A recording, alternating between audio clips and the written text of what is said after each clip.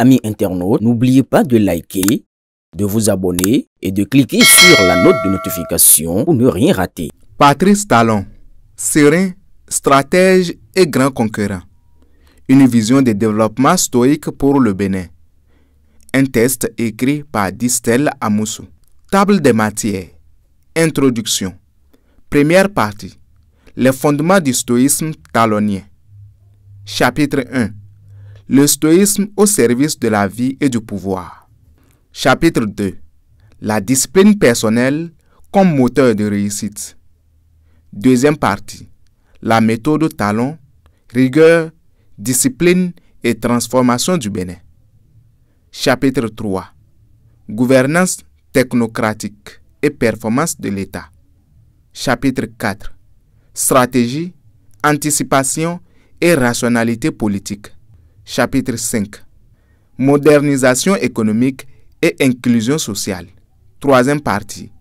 L'héritage du modèle Talon, une république en mutation.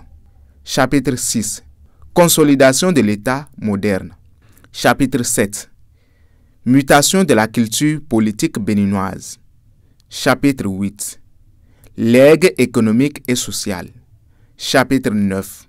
Le modèle Talon comme école de gouvernance. Chapitre 10. Postérité du stoïsme talonien. Conclusion générale.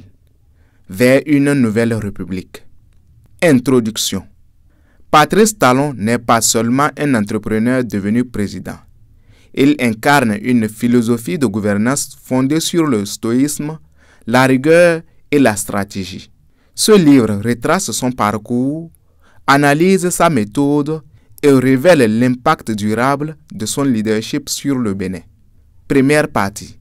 Les fondements du stoïsme talonien. Chapitre 1.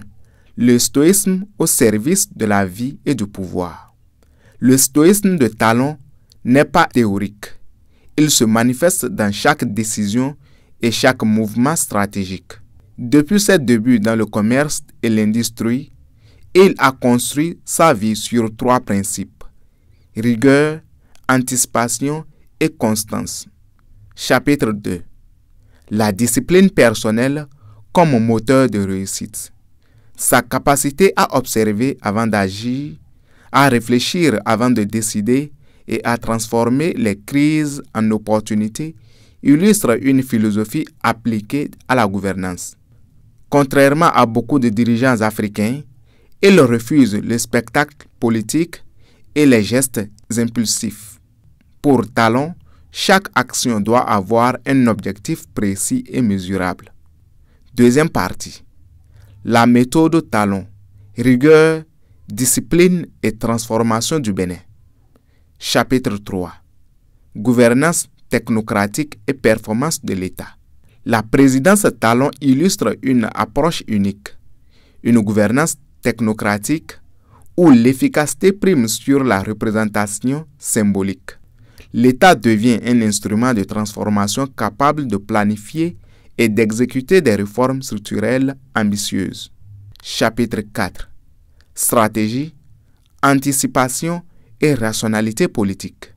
Le leadership Talon fonctionne comme un joueur d'échecs. Chaque mouvement est calculé, chaque adversaire est observé, chaque opportunité identifiée avant qu'elle ne devienne critique. Chapitre 5. Modernisation économique et inclusion sociale. Le modèle Talon repose sur un principe simple: produire avant de promettre. L'État cesse d'être un distributeur de subventions et devient un investisseur actif. La modernisation des infrastructures et la structuration des filières économiques créent une inclusion réelle et durable. Troisième partie. L'héritage du modèle Talon, une république en mutation. Chapitre 6. Consolidation de l'État moderne.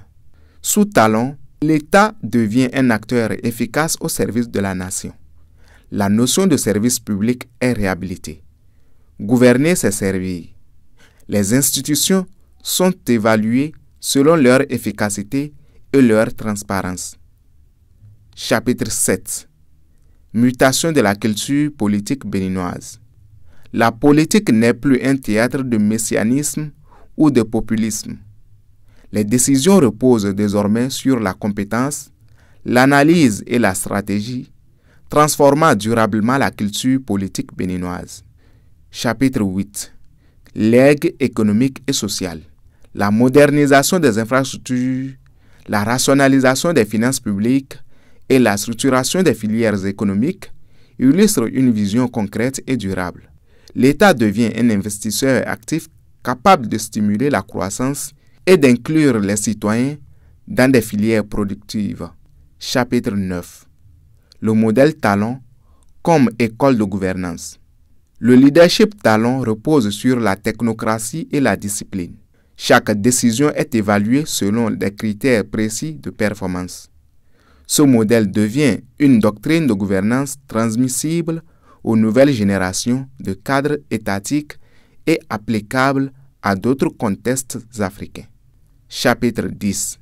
Postérité du stoïsme talonien. La patience, la discipline et l'anticipation de Talon deviennent une référence morale et politique. La verticalité du pouvoir sert l'efficacité collective et établit le Bénin comme un laboratoire d'une nouvelle modernité politique. Conclusion générale. Vers une nouvelle république. L'œuvre de Patrice Talon dépasse le temps d'un mandat présidentiel. Son héritage est institutionnel, économique et moral. Il a montré qu'une gouvernance fondée sur la compétence, la rigueur et la méthode pouvait transformer un pays. Talon laisse derrière lui un État modernisé, une culture politique renouvelée et une méthode de gouvernance reproductible. Son stoïsme et sa discipline ouvrent la voie à une élite capable de penser à long terme, plaçant l'intérêt général au-dessus des ambitions personnelles. En somme, Patrice Talon n'est pas seulement un président.